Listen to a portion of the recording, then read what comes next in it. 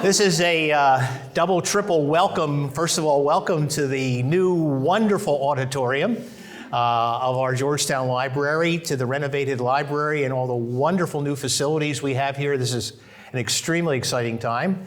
And also welcome to the first in our 2024-2025 series, Tuesdays With, sponsored by the Friends of the Georgetown Library. This is exciting.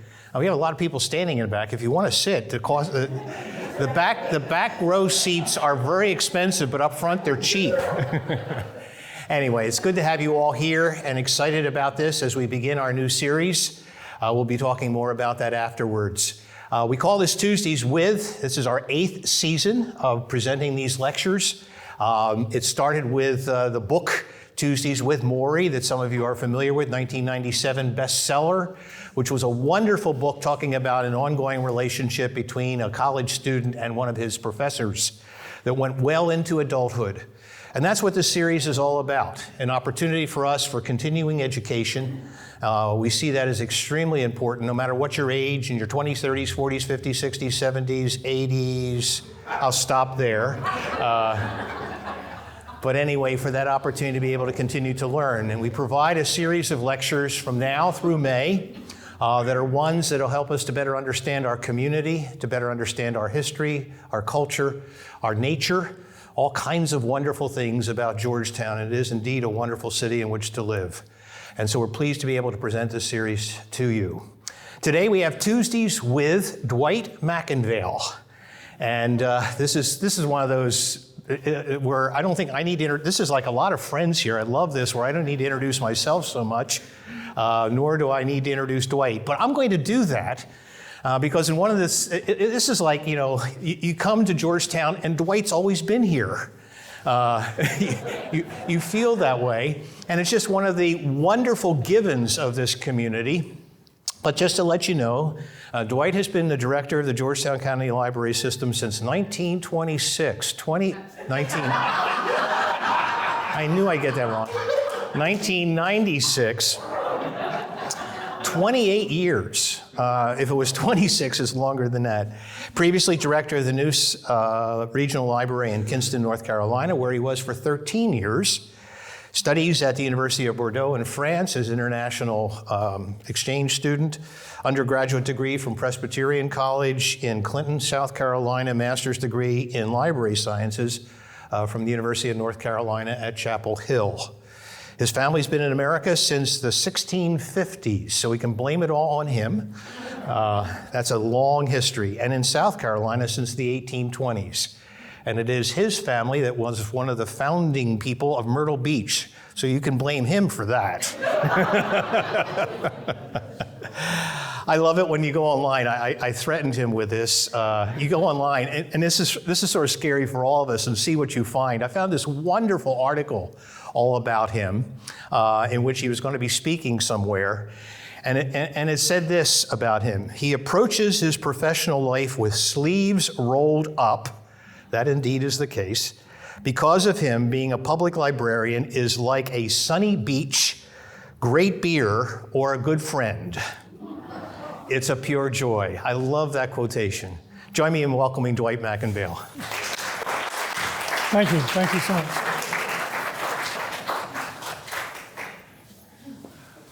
Well, as I used to say where I worked in News Regional Library, when we do a presentation or go out on the reference desk, we'd go to the restroom, we'd look in the mirror, and we'd say, "It's showtime." So it is so good to have you here today. I wanted just to make a couple of announcements. These are the advertisements. On October the 4th, regrettably, we will be closed for a day because that's when all of our new furniture finally arrives. On November the 7th is our grand opening celebration. We don't know exactly the time of the day yet. That's going to be up to County Council. But please mark that on your calendar. I hope to see you all here today. But we're all going to enjoy some birthday cake soon, thanks to the friends and especially to Bob Woolley.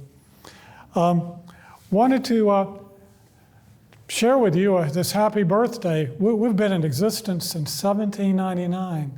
You know, it's just amazing when you think about that. And we've had a changing business model. You know, at first we started out as a library that was owned by 50 rice planters and merchants, very exclusive. We'll look at them in a minute. And then after that, after the Civil War, it was owned by the Winyah Indigo Society, and it became also used by school. So you can picture that in the first 109 years of its existence, it was the property of a very small number of people in the community, some of them very influential. In 1908, it finally did open as a subscription library to payees, and they had to pay $1 a year for the privilege, which back then was kind of a hefty fee. And that continued even when the WPA came to town to supplement its services. And so for 33 years, it was a subscription library. From 1943 to now, it was funded by county government or city government. And so that's the next 80 years. So we've really been a true public library for the last 80 years. And for only 64 years of that has the library been open to African Americans, which is a sad part of our history. So we have continued to evolve, like the South has evolved, and like Georgetown County has evolved, and indeed, like the nation, how it's evolved. This is how the Library Society was set up when this group of really aristocratic individuals put it together on January the 31st, 1799. And you can see that there were 50 members, there were officers, just like the Friends, and there was a special committee of purchase and correspondence. These were men who were highly educated, they had had tutors at home, they had gone to universities in the North or in Europe. A lot of them went to Great Britain to school, and they were accustomed to fine living, and they also were accustomed to having access to high quality educational materials for themselves and their families. Again, we need to remember that 90% of the population was enslaved at that time, so this was founded on profits from the enslavement of others. But we'll talk about that a little bit later. They did hire a part-time librarian, and they were mainly editors of the local newspaper. And they made a pretty good living. It was a part-time job, but they had a middle-class salary. They were paid about what an overseer of a plantation would gain at that time. And being an overseer would have been far more difficult work. They did purchase books from New York, from Boston, from Philadelphia, from Charleston, and also from Boston. They had special newspapers brought over from Germany and other European countries. They had them translated in Georgetown, because at that time the population had a great number of immigrants from all over the world here. And in addition, these gentlemen, in their own homes, they learned foreign languages. And so many of them were quite fluent in French and German and other languages. The colonial America precursor to the Georgetown Library Society and other library societies nationally was this one that was established in Philadelphia by Benjamin Franklin in 1731. And of course, at that time, the United States was not the United States. It was a colonial possession of the British Empire, which, by the way, was deeply involved in the enslavement of people. Here is the South Carolina precursor, the Charleston Library Society of 1748. And some individuals in Georgetown actually helped to found it. So we have several people here who later became members of the Georgetown Library Society that helped to found the Charleston Library Society. And it has moved into different buildings across the years. At first it was in the top of this building on the left-hand side, and then it moved into this structure by itself, and finally into this grand facility in downtown Charleston near the Gibbs Museum of Art. And it is still a subscription library, so you have to be a member, you have to pay dues. It has one of the best book binderies in the state. So if you have an old book you want to have bound, rebound, they're the place to go to have it done. Here are some members of the Georgetown Library Society of South Carolina. Now at the beginning of the summer, I did a talk on the society, and it went into its membership and a lot of information about it in much more detail, and also the reading habits of the people who are in the society. But you can watch that. It's on our Georgetown County YouTube channel, and that will give you more details.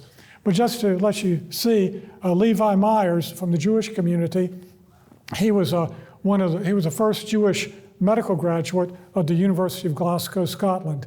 A lot of owners of rice plantations were physicians because that had a practical purpose. If you had a lot of people that were working for you and they were often in dangerous circumstances and swamps with snakes and alligators and diseases like malaria, you needed to be able to administer aid to these individuals. And so Levi Myers was one of those. You had John Keith, a South Carolina state senator. He helped to develop a Keithfield plantation on the Black River. And I also think he was an owner of the Kaminsky House. In any case, I believe he was.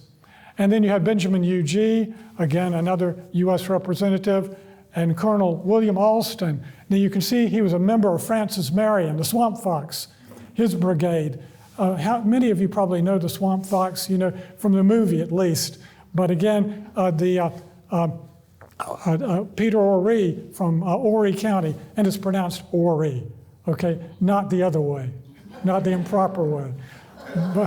But Peter Ory from Horry County, he was a member of Francis Marion's brigade, and he actually wrote a book on Francis Marion and asked some members of the society to publish it. They dithered and finally refused it. And so a gentleman, a Reverend Weems, he rewrote it. It became a bestseller from coast to the Mississippi. I was about to say from coast to Mississippi. And so they didn't do well there. But Colonel William Alston did entertain George Washington in 1799 on the gentleman's southern tour. And then you had Francis Kinloch. He helped to rescue Lafayette from the fortress of Multz during the French Revolution in 1794. So he was a daring young man. Here we see him much older. And but he also was someone who had helped with whose father had helped with the revolution. And but he was still someone who would get out there and try to do right. Now Francis Robert R.F.W. Withers Alston, R.F.W. Alston, Robert Francis Withers Alston, he was one of the largest slave owners in the history of the United States. He was the governor of South Carolina. If you go to Charleston, you can see his magnificent mansion on the Battery in Charleston. The problem with the elite is over time, the wealth accumulated on the plantations and was expressed more fully in Charleston, and Georgetown, the city itself, deteriorated badly. And the highlight of antebellum Georgetown was around maybe about 1812 to 1825, and that's when some of the more beautiful structures in the city were put up. And a lot of the homes that we have on our wonderful tour of homes at Christmas are the homes that were built by these gentlemen. So they're always with us in some way or another. Here is a good book on the slavery and the making of early American libraries. Again, we have mentioned that many of the cultural institutions in our country were established with money from enslavement of others. And this is really jarring. You can see this advertisement from the Georgetown American of July the 10th, 1840. And here we have a notice, an African-American first-rate engineer for sale. And then right below it, an announcement saying that the Georgetown Library Society was making an application to be recertified. And that's kind of jarring to our eyes, but to them, they would not have thought a minute about this, the readers of this newspaper. To them, it was the way of the world. Aaron Burr, the third vice president of the United States, who we know had associations through Theodosia Burr with Brook Green Gardens in Georgetown County. He came to Georgetown and he donated books and globes to the new Library Society. And the Library Society also purchased beautiful Federal-style mahogany chairs around 1800. I had a room done up in the house of a person on Bay Street, which we now call Front Street, but on Bay Street. And we don't know exactly where it was, but it was rented from a Mrs. Carson. And shelves were installed, more windows were added, and it was connected to the bay by an alleyway.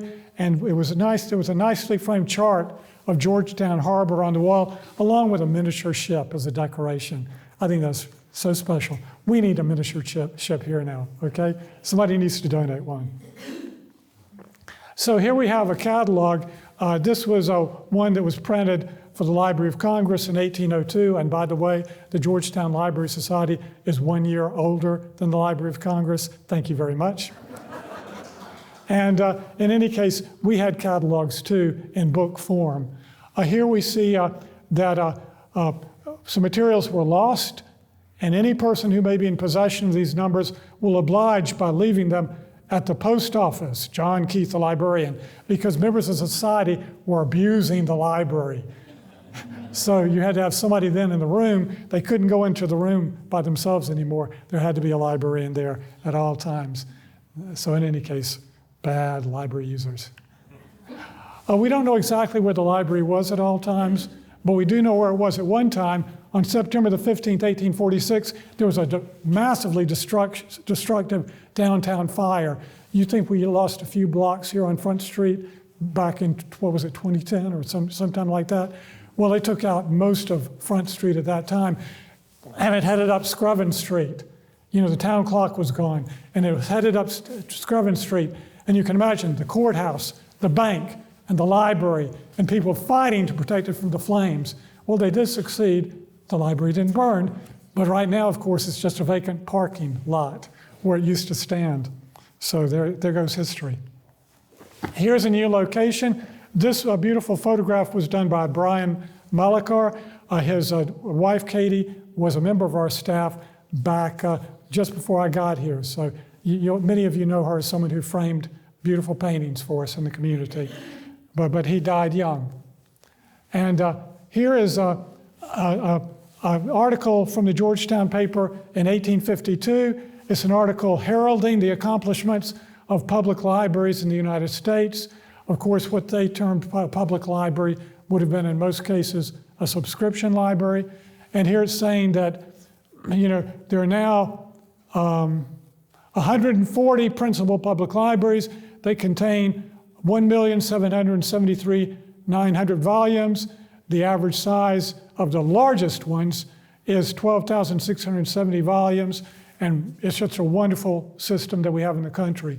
And at that time, the Georgetown Library had about 5,000 volumes, which was significant when you figure that the Library of Congress, about 1810, probably had about 5,000. And the University of Alabama Library, that we'll talk about in just a minute, had 7,000 volumes when it unfortunately was destroyed.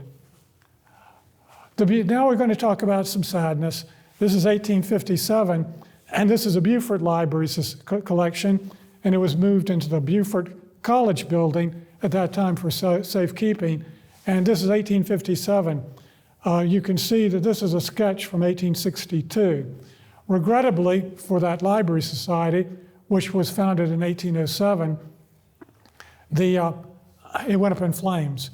And that was due to seizure by the Union soldiers, and then it was sent to New York to be publicly auctioned. The people of New York were astounded and dismayed. They said, "Don't you auction that library, that belongs to people in South Carolina." Well, it was sent to the Smithsonian Institution, and unfortunately, there was an accident. It caught on fire and burned up. So that was lost at that time. Sherman did burn the libraries. He didn't burn everything, but he did burn some. And to give you an example, the University of Alabama, the entire campus, except for one major building, the President's House, and the library itself, except for the President's House, everything was burned. They lost 7,000 volumes, and that was due to Brigadier General John T. Crockton and his men on April the 4th, 1865. In Columbia, as is kind of recounted by Mary Boykin Chestnut in her diary from Dixie, written during that time period. Millwood Plantation, General Wade Hampton's ancestral home was burned, and that was done on the express orders of Sherman on February the 17th, 1865. Then, of course, you had the burning of Columbia, South Carolina on February the 17th, 1865. Many private libraries were destroyed, and some college libraries were destroyed. But the main library at the University of South Carolina, which was then known as South Carolina College, was saved thanks to the valiant efforts of students on campus. This bothered some people very deeply. Lyman C. Draper, who was a secretary of the State Historical Society of Wisconsin, he spearheaded a movement to save Southern manuscripts, and this was taken up by a lot of Northern institutions. They were very dismayed at what had occurred, and it's estimated that at least 30% of Southern manuscripts were lost at that time, and perhaps as much as 70%. And there's no determining the exact amount, but they're pretty sure at least 30% went up in flames. And you did, of course, have active steps locally here as well by the South Carolina Historical Society, which has been a key place where historical documents have been saved in South Carolina. Georgetown didn't suffer as badly, but it did suffer. The Union Navy occupied the city at the end of the Civil War in 1865. And this is the harvest moon, which you now can see if you go out in a boat, and it's sunk. It was sunk by rebel forces in Georgetown. And in any case, that was in a little bit later. This is a view of it in 1863. But the library, Winyah Indigo Society Hall, where the library was serving as an infirmary for naval troops, or for sailors rather. And the facility was abused according to descriptions from that time, and books and archival materials. Is there anything such thing as an archival material? Archival treasures were looted from the library, and we know that because our collection of Audubon's Birds of America was stolen at that time. We still want it back. If any of you know, if any of you have it at your family's addresses, please bring it in. No overdue fee for that book. Okay, but in any case, it was stolen. And also the library's letter from General George Washington was looted, but it was indeed later returned. And in fact, the man who returned it had tried to return it as early as 1870. And he tried again in 1871, but the situation in Georgetown was so disorganized that they could not accept it at that time. So he didn't give up. He got it to Mr. Dozier here in Georgetown on June the 8th, 1883, and was hailed by the local citizens for bringing it back. And he said that a German had stolen it. So, okay, that's bad German.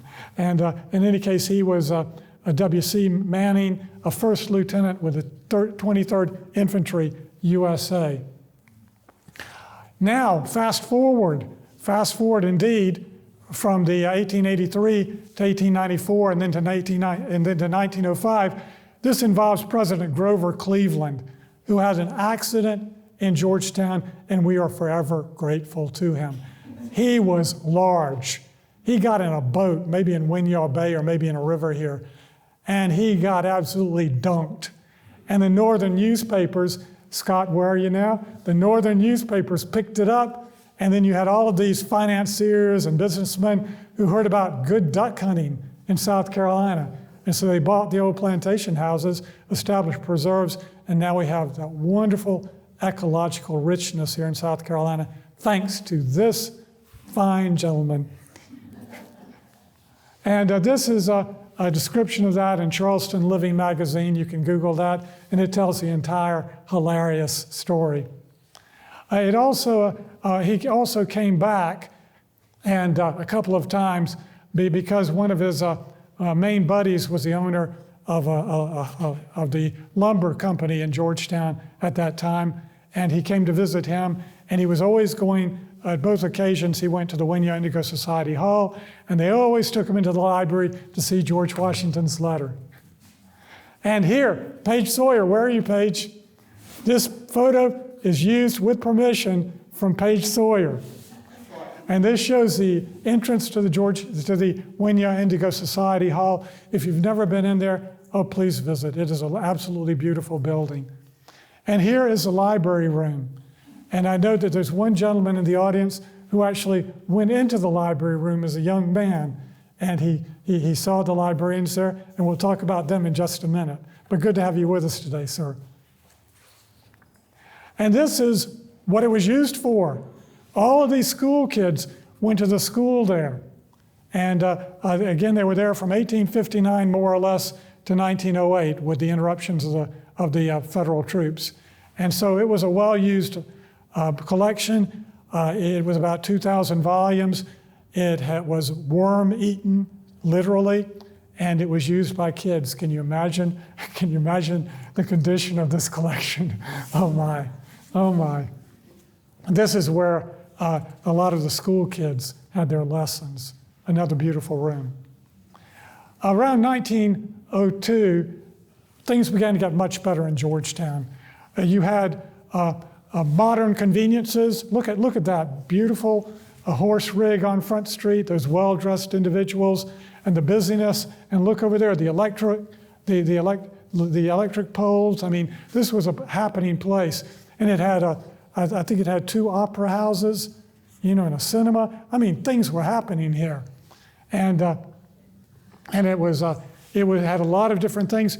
We don't have this today, it had 2 steamship lines to New York and Boston. What has happened to us, folks? We've gone downhill. Yeah, and it actually had steamers on all the tributary rivers. So you can imagine a good place to live. Fine graded schools, good churches, we still have those. Broad streets with oak and elm trees. We don't have the elm trees, do we? No. Okay, so it was a very good place, and it had the finest and largest lumber plant in the world. Whoop. Uh-oh. Anyone know what I did here? Pushed the wrong button. I pushed the wrong button. Okay, so, well, this is a good review. Isn't this a good review? Look at how much history we've covered. Did you ever think you'd know this much about the Library Society? So here we have the Atlantic Coast Lumber Company. It brought a great deal of prosperity, and it is where the steel mill is today, okay? Here we have a special announcement, an important announcement, and that's in 1910, the library was now open to paying members. You didn't have to be a member of the Winyah Indigo Society. You can now pay $1 a year. So what a deal, huh? And this talks about how it became more active. There were library meetings, so you still had kind of a friends of the library, except this was open to all the people who subscribed. And then you had great books, and let me get a swig of water here. I mean, some great books here. I mean, look, The Flirt by Booth Tarkington. Can you imagine how salacious that was? And then it had Desert Gold by Zane Grey. And then one that I think is kind of cool, well, you'll have to see this one, The Life and Love of the Insect. and then this is actually a cool one, Houseboating on a Colonial Waterway. And if you would like to read old books, you can go to the Hathi Trust online, and you can find full text versions of books. And it's a fascinating book about houseboats at that time. So this came from 1913. You had card parties. They had to earn money for the library in some way. Trudy Bazemore is at the back. Hey, Trudy. She's told me about silver teas, but we'll cover that in just a minute. But here they are, February the 20th, for 50 cents, which is half of the amount for a whole annual membership in the library. Kind of outrageous, huh? Again, you could be involved in that. And of course, we have the people there that organized it. Here we have, of course, sad times returning to Georgetown County. With the 1920s, you had the final collapse of the rice industry, but more importantly, you had the collapse of the cotton industry because of the Cotton Bowl. And that was devastating, utterly devastating. And then, of course, you had the Great Depression. And, the savior of the South, FDR, undeniably the savior of the South. That's not too political, is it?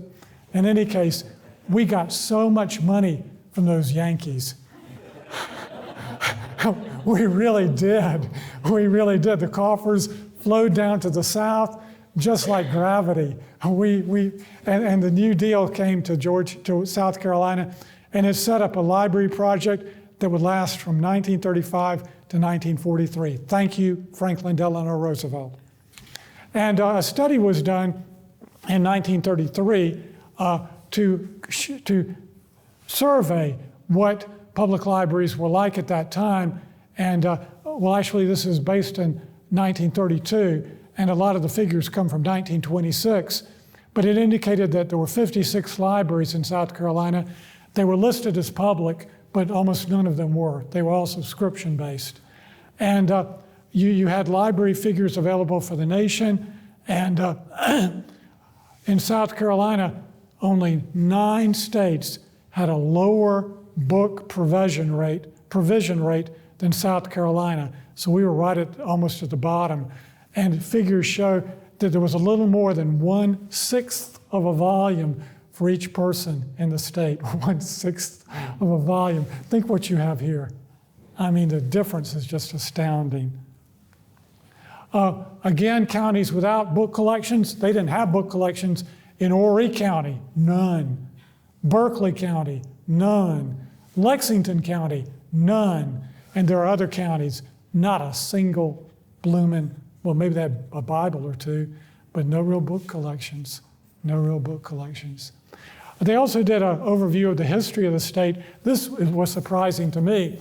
We had the first, again, public library in the colonies in 1700. Now, New York says that they do, but can you believe a New Yorker? So in any case, South Carolina undoubtedly had the first, and there was a library commission created by the State Assembly, and then an act to preserve the library was passed in 1712, and then the library vanished from history. Nobody knows what happened to it. So the preservation movement didn't really work. But that does show you Georgetown was incorporated as a library in 1800, although it was established the year before, and then Columbia and Camden in 1805, Winnsboro in 1806, Beaufort and Newberry in 1807, and then 29 others in the state between 1811 to 1837. Thanks to the WPA, Greenville County Library had South Carolina's first bookmobile, and it did serve the African American population of Greenville County, but this was a rare exception. And again, African Americans were denied equal access to South Carolina public library services during the Jim Crow era until 1960, and often they had no access at all. But we'll talk more about that. Here's how much money Georgetown County had in library had in 1932. $96 a year. That was our blooming annual budget. Don't you ever do that to us. Don't you ever, never.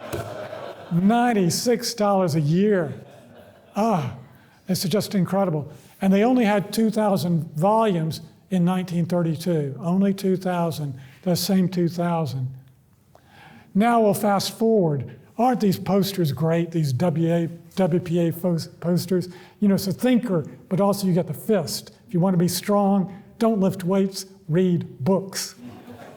All right, so in any case, this is in 1939, a study done to see about recent library development.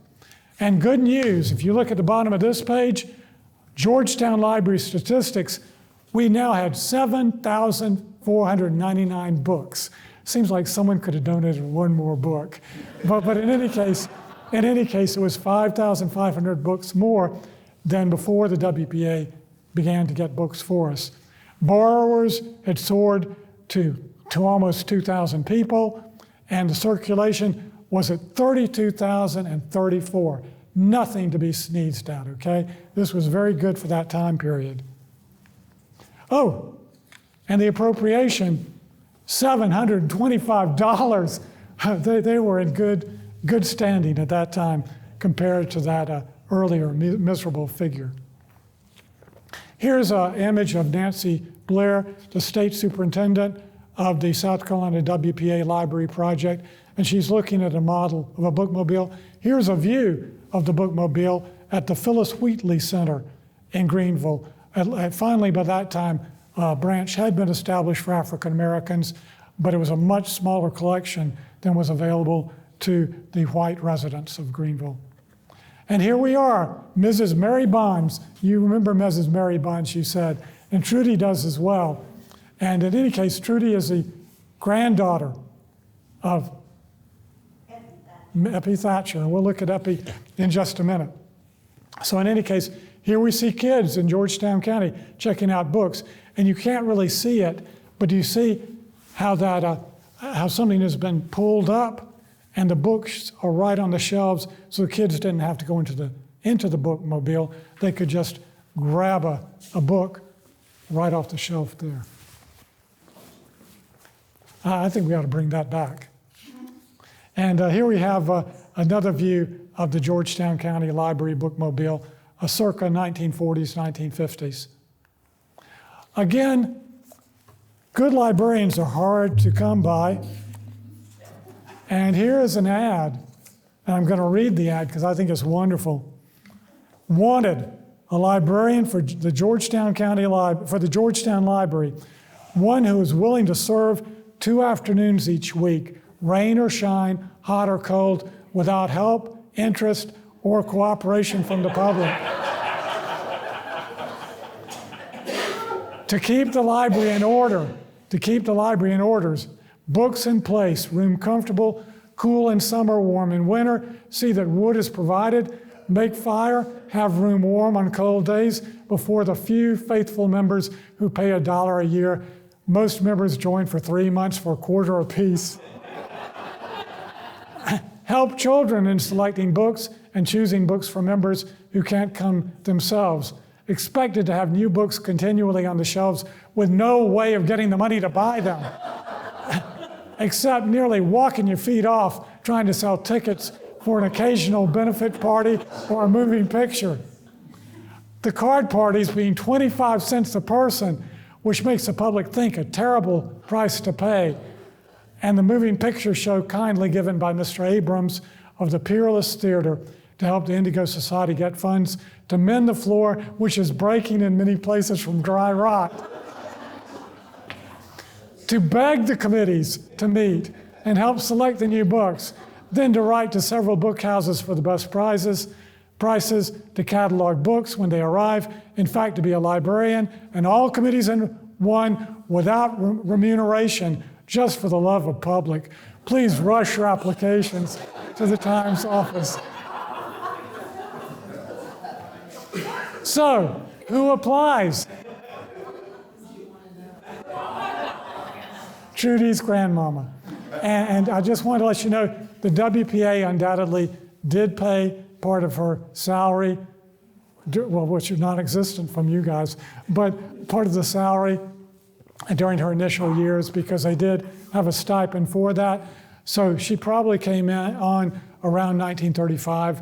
And again, regrettably, the WPA pulled out in 1943, and that 5,500 extra books, they were rental books, and they vanished. So we were back down to 2,000 books. But thank goodness the bookmobile had been taken over by city county government, and so that remained in the hands of Georgetown County residents. Actually, she wasn't with the WPA. It was actually pulled out that she was hired by the city. Oh, really? So it was a little later. So somebody else was during that interim period. Yes, someone else took that job. We hope. We hope. Okay, so some poor unfortunate. But in any case, she was assisted by Mary Bonds on the bookmobile. And again, I think it's very good that library families continue to be with public libraries. Mary Bonds' granddaughter is on the Spartanburg County Library Board. Trudy Bazemore still works here. So once you become a member of a library, you never leave.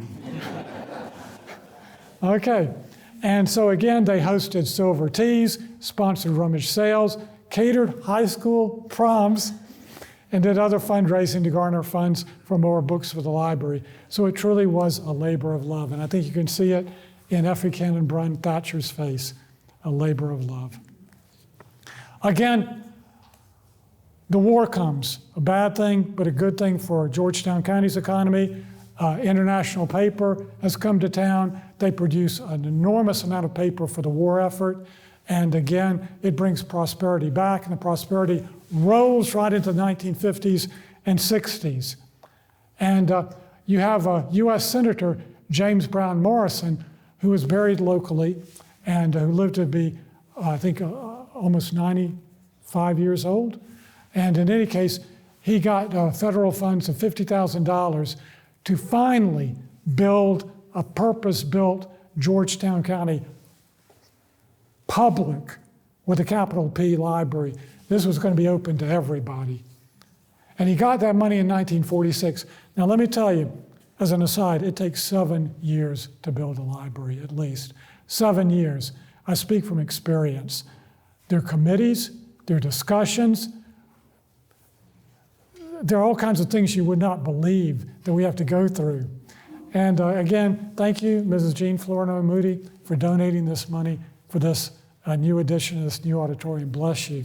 And thank you to Georgetown County Council for making the money available. And thank you, I guess, to everybody else. Thank you, Bob. And thank you for what you're doing with the Harriet Tubman statue. Thank you also. Thank you so much, sir. Thank you. Thank you. We really appreciate what you've been doing.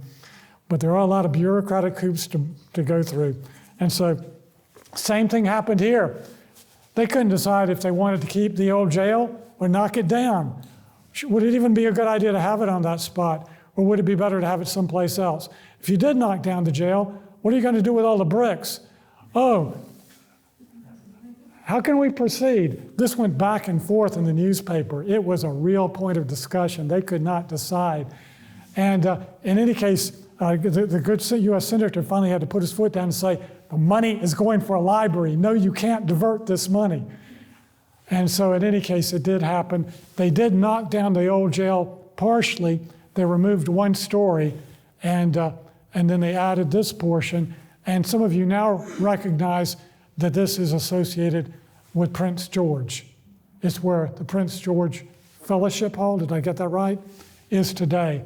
But when I came here to visit it, when these, and here you can see some interior views, when these, I'll show you a couple of people that I saw when I came here, but this does show you some interior views circa 1953, and at that time, it was known to be the best library in the state, the very best. Here, of course, are some views of 1960, and this is very important. These are views of some African American young people who actually entered the libraries repeatedly until they were granted access to them. And there was actually a lawsuit in July 1960, and by September 1960, the integration of public libraries in South Carolina was the law of the land, finally. But in any case, I saw an excellent program on PBS 2 nights ago, and it showed the adults who were also behind the efforts of these young people, and there was a lot of thought given in to strategy on how things would proceed. And Lily Jean, I know that you were part of such efforts because you came to Southern Georgetown when there was a wonderful exhibit there recently, and you talked about how you went out and protested as well. And I think that's significant that people, worked to make this change happen. It did not happen, and some people were absolutely against it ever happening. So a different day, a different time. Now here are 2 ladies who I got to know when I came here as a student in 1978 to do my master's thesis, to do the research on the Georgetown Library Society, believe it or not. Can anybody tell me who the young lady on the left is?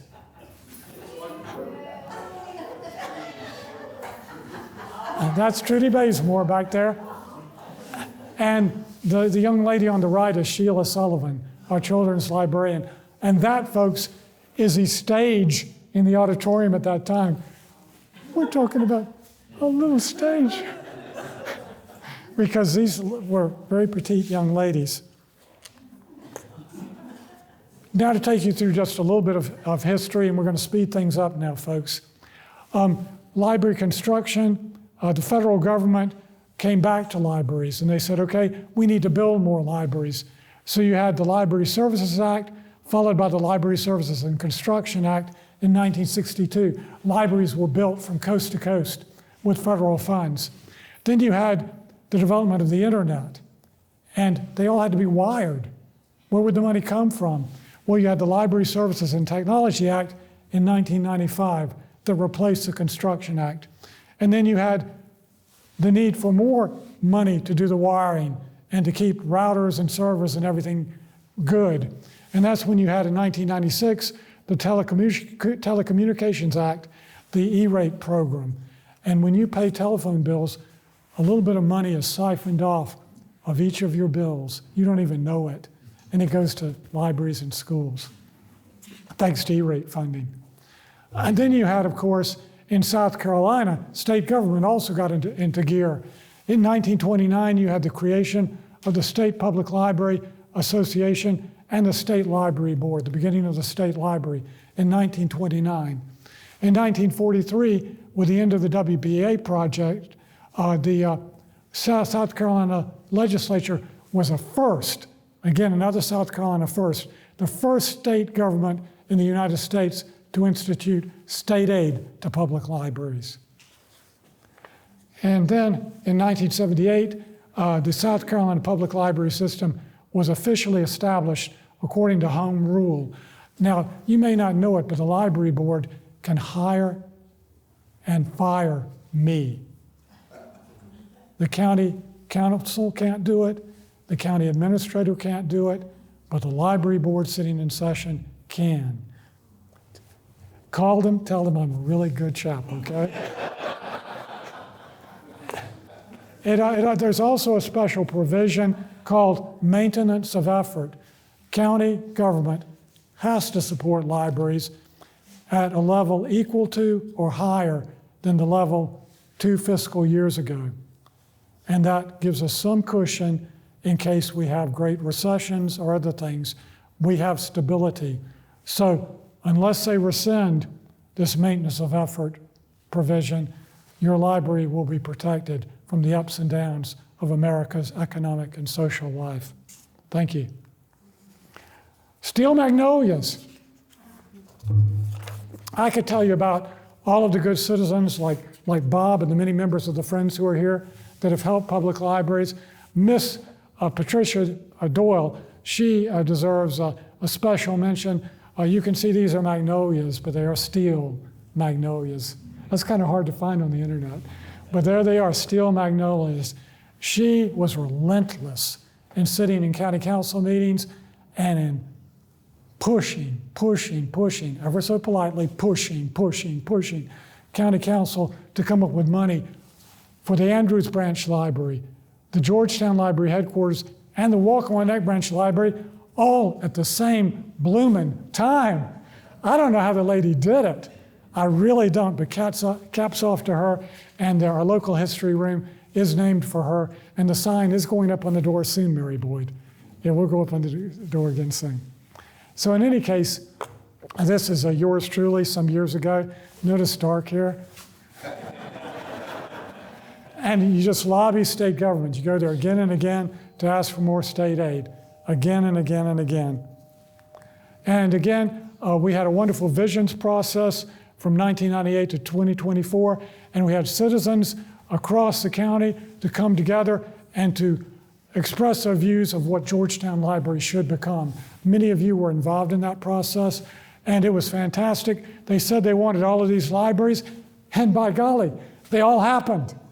They all happened. Thank you, citizens. Here, of course, is dear Miss Jean Flournoy Moody, a really smart lady and someone who had a keen wit.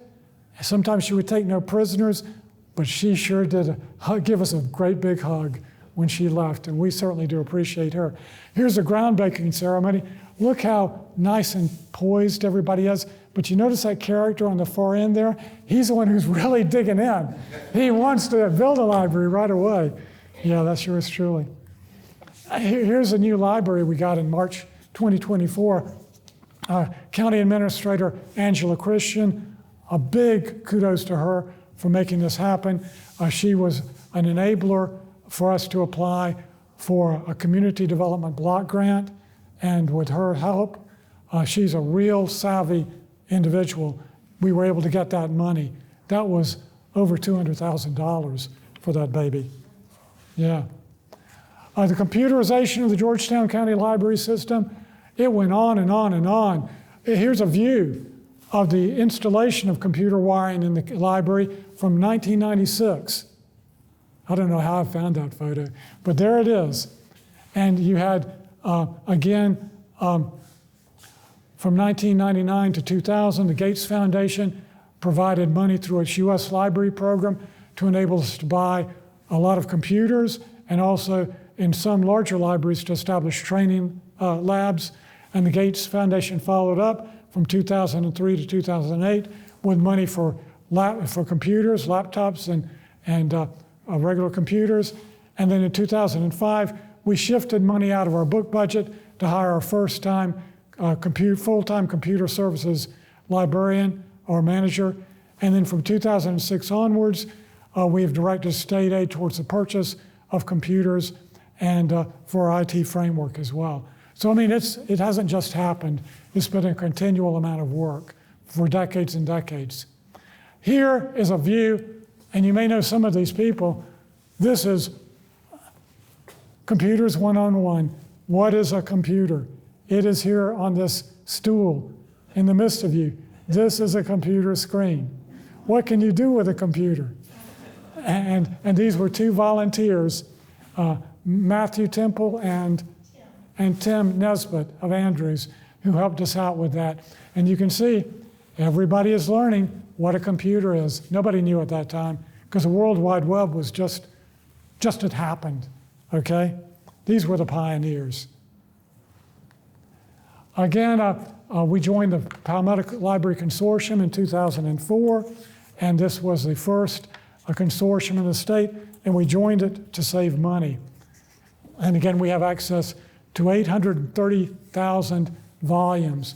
Compare that to the Georgetown Library in 1932.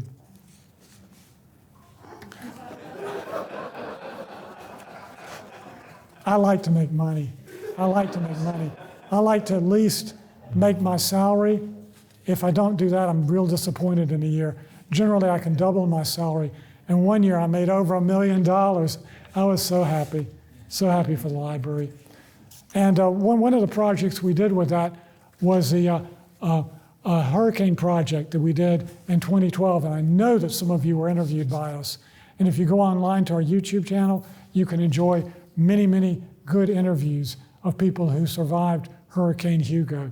But we did all kinds of things, interviews, workshops, disaster nights, and a great game online to learn how to retrofit a building or a community for disasters. And we've had many, many community celebrations with jumpy castles and hot dogs included, thanks to a wide variety of grants we've gotten. We have fun and we educate people at the same time. And these are some of our different projects.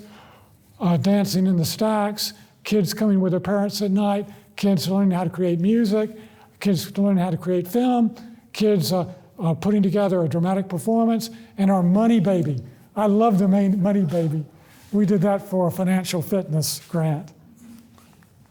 We won in 2008 South Carolina's very first national medal for library service from First Lady Laura Bush at the White House. And that's the gentleman, a dignified gentleman On the right is Virgil Grayson. He was my library board chair at that time. And the dignified gentleman on the left is George Gear Jr. And you know George. And George was up on the stage, and they had practiced ahead of time. They had us get there quite early. And there was a place where there was a mark, and he was supposed to stand on the X, and he went up on the stage, and he stood on the X, and he heard the soft voice of Laura Bush say, "Son, you want to look up at the camera now."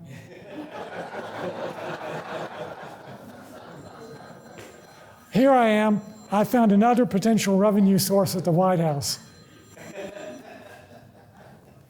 And here are some of our stats today. I won't bore you with those, but we do a lot of business here. Again, circulation annually, over 200,000 items. And I think it's great. I'm so glad that you all use this. And here are public service milestones. First library to establish teen tech centers in the state. First one of the first to introduce Hispanic library services. Our ESL program, yes, Sue Cross. That's such a key part of our service now. And we introduced virtual reality equipment to the community, and we have a large makerspace technology project going on now where we use lasers to make all kinds of things. This is where our library users are now, from coast to coast, folks, a tourist area. Here's how people are using our library throughout Georgetown County. If it's bright yellow, the activity is particularly intense. Walk them on neck, keep it going. And this shows you our market penetration. Again, it's over 50% in all categories. I mean, it's huge. Presence of children, you can see up to 70%. Length of residence, up to 68%. Estimated household income, everybody uses this. It doesn't matter what amount of money you make. People like to save money. They like to check out books for free. And then also the educational level, everybody uses us, no matter what your education. This is what we're about. People connecting and achieving. Who knows what the next steps are in our long and lengthy history. Thank you very much.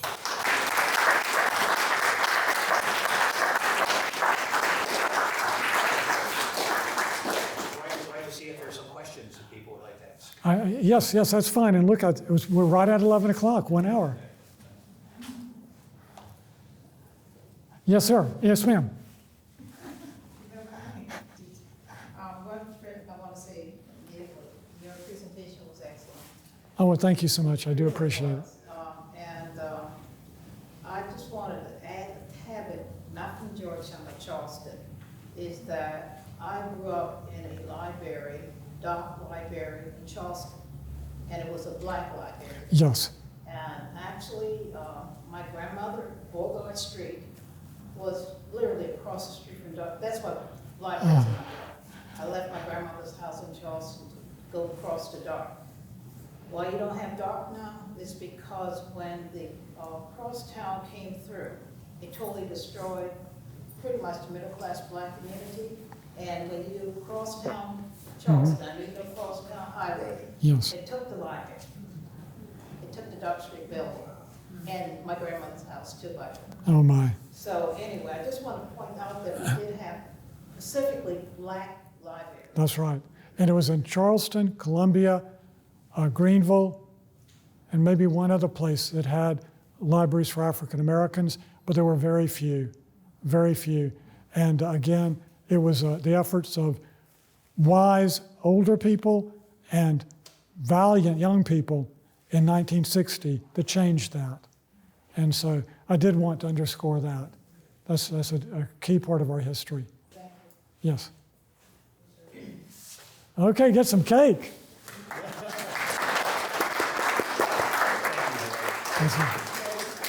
I want to thank Dwight not only for this presentation today, but the incredible leadership through these years that he's been here as the director. So will you join me in congratulating and thanking him again. Well, thank you so much. Appreciate it.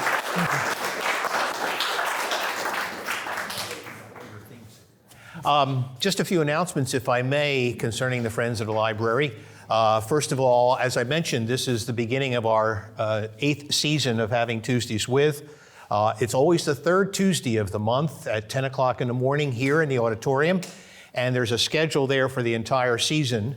Our next one is October 15th, and we're going to be having with us Justin McIntyre, who is the curator of the South Carolina Maritime Museum, and he's going to be speaking on the topic of the Sea Cloud, Georgetown's ghost ship. It was a ship that was here in the 1930s here in our port. It was owned by E.F. Hutton and Meriwether Post. You know E.F. Hutton, when he speaks, you listen. Boy, that was a successful ad campaign, wasn't it? And Meriwether Post is of the Post cereal family.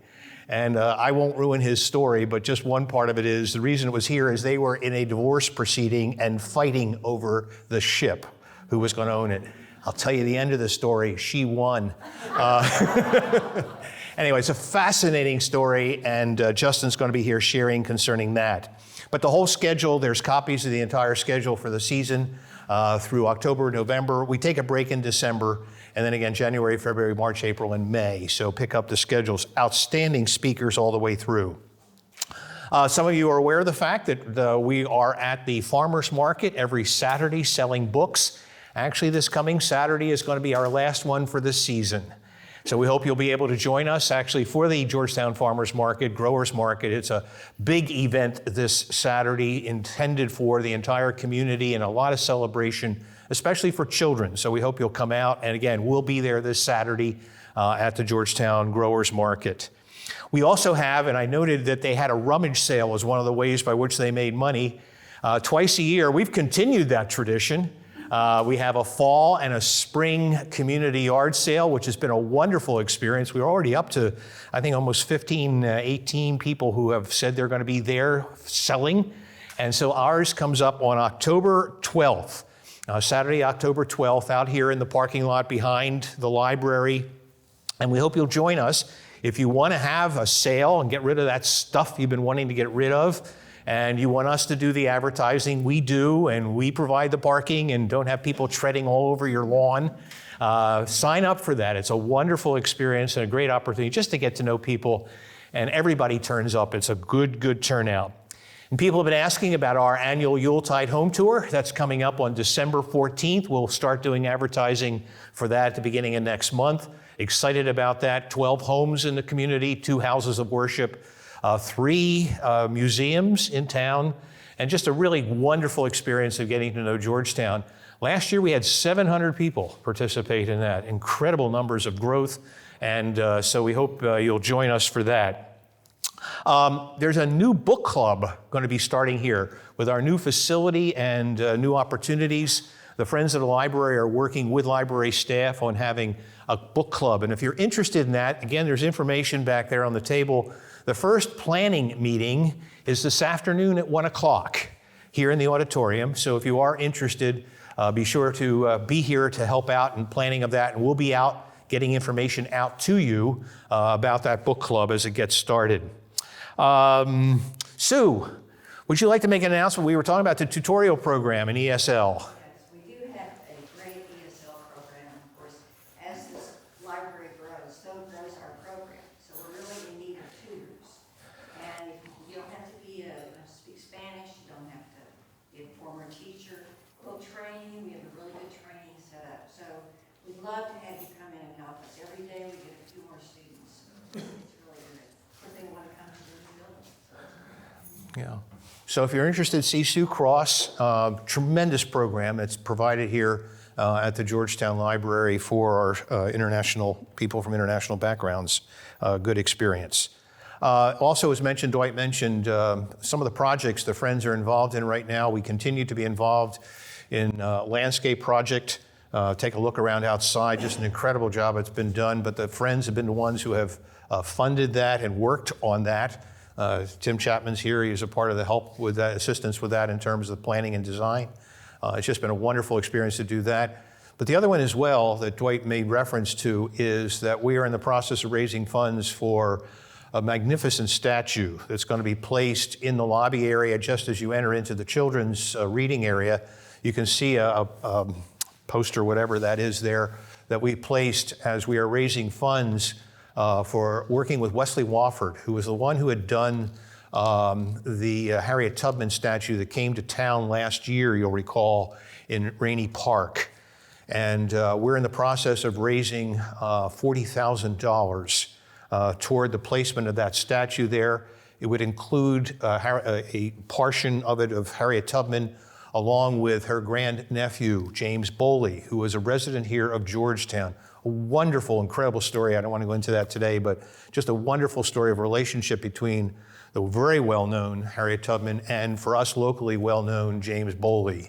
And it's called Whispers of My Ancestor, as she whispers in his ear and encourages him on and upward in terms of his education, moving him from slavery in Maryland to becoming a very significant part of the community here in Georgetown. So we encourage you, if you're interested, there's information there at that poster. It is now time to sing happy birthday. Now, Dwight, you have to come up and help me.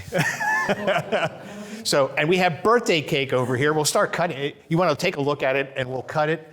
And how's your voice? Well, together we can do it. And with them. Yeah. Happy birthday to you. Happy birthday to you. Happy birthday, Georgetown Library. Happy birthday to you. And many more. Again, thanks, Dwight. And thank you all. And have some cake.